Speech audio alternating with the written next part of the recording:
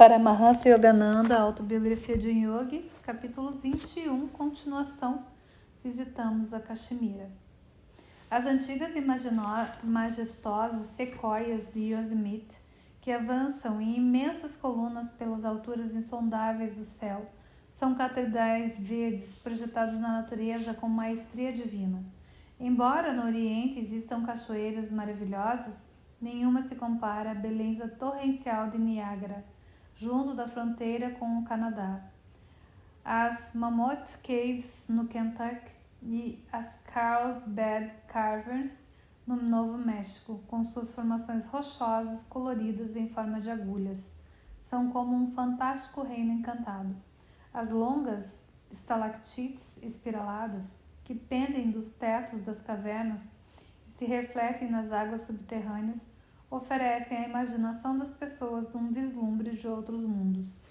A maioria dos hindus na Caxemira, conhecidos no mundo inteiro pela sua beleza, tem as mesmas feições e estrutura óssea dos europeus e são tão brancos quanto eles. Muitos têm olhos azuis e cabelos louros. Vestidos com roupas ocidentais, eles se parecem com os norte-americanos. O frio do Himalaia protege os habitantes da Caxemira do sol inclemente, preservando-lhes a tez clara. À medida que se viaja para as latitudes meridionais e tropicais da Índia, percebe que as pessoas se tornam cada vez mais morenas. Depois de passar algumas semanas felizes na Caxemira, foi obrigada a retornar a Bengala para o período de outono no Serampore College. Sri Yukteswar permaneceu em Srinagar com Kanai e Audi antes de minha partida. Porém, o mestre sugeriu que seu corpo seria submetido a sofrimentos durante a estada na Caxemira. O Senhor é a personificação da saúde, protestei eu. Existe até mesmo alguma chance de que eu deixe esta terra. Guruji, atirei-me a seus pés num gesto de súplica. Por favor, prometa que não deixará seu corpo agora. Estou completamente despreparado para viver sem o Senhor. Sri Yukteswar permaneceu em silêncio, mas sorriu para mim de modo tão compassivo que me tranquilizei. Ainda assim, senti grande relutância em deixá-lo. Mestre gravemente ferido. Esse telegrama de Audi chegou às minhas mãos pouco depois do meu regresso a Serampore. Fora de mim, telegrafei a meu guru. Senhor, pedi-lhe que prometesse que não me deixar. Por favor, conserve seu corpo, senão eu também morrerei. Que seu desejo se cumpra. Foi a resposta que o mestre mandou de Caxemira. Poucos dias depois, chegou uma carta de Audi informando que o mestre se recuperara. 15 dias depois, quando voltou a Serampore, fiquei muito triste de ver o corpo do meu guru reduzido à metade de seu peso habitual. Felizmente, para seus discípulos, muitos dos seus pecados foram queimados por Sri Yukteswar no fogo da sua febre altíssima na Caxemira. O método metafísico da transferência física das doenças é conhecido pelos yogis mais adiantados. Um homem forte pode ajudar um homem mais fraco a carregar um grande peso. Um super-homem espiritual é capaz de reduzir a opressão física e mental dos discípulos ao compartilhar com eles o karma de suas ações passadas. Da mesma forma que um homem rico perde algum dinheiro ao pagar uma dívida elevada do filho pródigo, resguardando-o das graves consequências da sua insensatez, o mestre sacrifica prontamente uma parte da sua saúde física para aliviar o sofrimento dos discípulos. Por um método secreto, o yogi une sua mente e sua substância astral às da pessoa que sofre. A doença é transferida na sua totalidade ou em parte para o corpo do santo. Após alcançar Deus no plano físico, o mestre não se importa mais com o que possa acontecer com sua forma material, embora permita que seu corpo seja acometido por uma determinada doença para minorar o sofrimento dos outros, sua mente jamais é afetada e ele se considera afortunado de poder ajudar. O devoto que alcançou a salvação final no Senhor descobre que seu corpo cumpriu plenamente seu propósito. Ele pode, então, usá-lo da maneira que julgar mais adequada. seu trabalho no mundo é aliviar os sofrimentos da humanidade, seja por meio espiritual, por aconselhamento intelectual, pela força de vontade ou pela transferência física de doença. Por ser capaz de refugiar-se na supraconsciência sempre que assim o deseje, um mestre pode subtrair-se do sofrimento físico. Pode também decidir suportar o sofrimento corporal com estoicismo, para servir de exemplo aos seus discípulos. Atraindo para si as doenças dos outros, um yogi dessa forma faz com que a lei kármica de causa e efeito se cumpra para eles. Essa lei é exercida automaticamente de maneira matemática. Seus efeitos podem ser cientificamente manipulados por homens dotados de sabedoria divina. A lei espiritual não exige que o mestre adoeça sempre que restitua a saúde a outra pessoa. Em geral, as curas ocorrem pelo conhecimento que o santo possui de vários métodos de cura imediata, que não lhe causam mal algum. Em raras ocasiões, entretanto, se o mestre deseja promover um avanço muito grande na evolução dos seus discípulos, ele pode atrair voluntariamente para seu próprio corpo uma boa parte de seus karmas indesejáveis.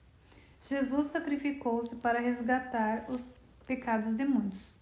Com seus divinos poderes, seu corpo jamais poderia ter sido submetido à morte pela crucificação se ele não tivesse cooperado voluntariamente com a sutil lei cósmica de causa e efeito. Transferiu para si as consequências do karma de outras pessoas, especialmente dos discípulos. Purificados de maneira sublime, eles se tornaram aptos para receber a consciência onipresente que mais tarde desceu sobre eles. Somente um mestre que alcançou a realização do self pode transferir sua energia vital ou atrair as doenças dos outros para seu próprio corpo. Um homem comum não consegue empregar esse método de cura dos yogis. Nem é desejável que o faça. Um corpo doente é um obstáculo à meditação em Deus. As sagradas escrituras hindus ensinam que o primeiro dever do homem é manter seu corpo saudável. Caso contrário, sua mente será incapaz de fixar-se na concentração devocional. Alguém que tem a mente muito forte pode, contudo, transcender as dificuldades físicas e alcançar a realização divina. Inúmeros santos ignoraram a doença e alcançaram êxito na sua busca divina. São Francisco de Assis, gravemente doente, fazia curas e ressuscitava os mortos. Conheci um santo indiano que tinha metade do corpo coberto de feridas. Sofria de diabetes e seu estado era tão crítico que normalmente não conseguia ficar sentado mais do que 15 minutos. Ele era, contudo, inflexível nas suas aspirações espirituais e orava: Senhor, tu entrarás nas ruínas do meu templo. Com resolução inabalável, conseguiu, aos poucos, sentar-se todos os dias em postura de lótus por 18 horas consecutivas, absorto em êxtase. Ao fim de 3 anos, ele me contou, encontrei a fulgurante luz infinita dentro do meu corpo alquebrado. Na alegria esplendorosa da felicidade que senti, esqueci-me do corpo. Mais tarde vi que misericórdia divina me havia curado. A cura do príncipe Humayun, filho do rei Babur, 1484 a 1530, que fundou o Império Mongol na Índia, tornou-se um fato histórico. O príncipe estava doente, em estado terminal. Angustiado, o pai rezou com determinação para que a doença fosse transferida para seu corpo e que a vida do seu filho fosse poupada. Quando todos os médicos já haviam perdido a esperança, Humayun recuperou-se. Imediatamente, Babur sentiu-se mal e faleceu, vítima da mesma enfermidade que acometera o filho. Humayun sucedeu a Babur como imperador do Hindustão. Muitas pessoas imaginam que todo mestre espiritual possui ou deveria possuir a saúde e a força de um sandou. Essa presunção não tem fundamento. Um corpo doente não é critério para identificar se o guru está ou não em contato com poderes divinos. Da mesma maneira que um corpo sempre saudável não é necessariamente uma indicação de iluminação interior. Em outras palavras, as condições do corpo físico não podem com certeza servir para classificar um mestre. Suas principais qualidades devem ser procuradas no seu próprio domínio da espiritualidade. No Ocidente, Muitos buscadores confusos pensam de maneira equivocada que um orador grandiloquente ou um escritor metafísico deve ser um mestre. Os rishis, contudo, advertem que a prova decisiva de que alguém é um mestre consiste na sua habilidade de entrar à vontade no estado de ausência de respiração e manter-se ininterruptamente no samadhi, denominado nirvikalpa. Somente por essas conquistas pode um ser humano provar ter submetido Maya ou a ilusão cósmica dualista. Apenas essa pessoa pode afirmar das profundezas da realização Ekam Sat, só existe um. Os Vedas declaram que o homem ignorante que se contenta em fazer apenas uma distinção mínima entre a alma individual e o Self Supremo está exposto ao perigo, escreveu Shankara, o grande monista. Onde, em virtude da ignorância, existe dualidade, todas as coisas são vistas como sendo separadas do Self. A pessoa vê todas as coisas distintas do Self quando é tudo visto como o Self. Não existe um átomo que não seja o Self. Logo que o conhecimento da realidade surge, os frutos das ações passadas cessam e não podem mais se manifestar por causa da irrealidade do corpo. Da mesma maneira que não podemos sonhar depois que acordamos. Só os grandes gurus são capazes de assumir o karma dos discípulos. Sri Yukteswar não teria ficado doente na Caxemira sem ter recebido permissão do espírito que nele habita para ajudar os discípulos daquela forma estranha. Poucos santos possuíam a sabedoria necessária para cumprir os desígnios divinos quanto meu mestre, sintonizado com Deus.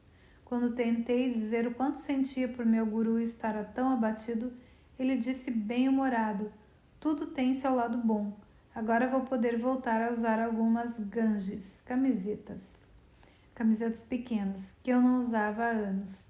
Ao ouvir o riso jovial do mestre, lembrei-me das palavras de São Francisco de Sales: um santo triste é um triste santo.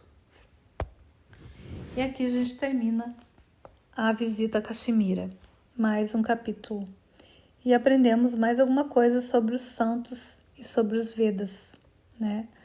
Então, gente, terminamos um capítulo e vamos para o próximo, que é o coração de uma imagem de pedra.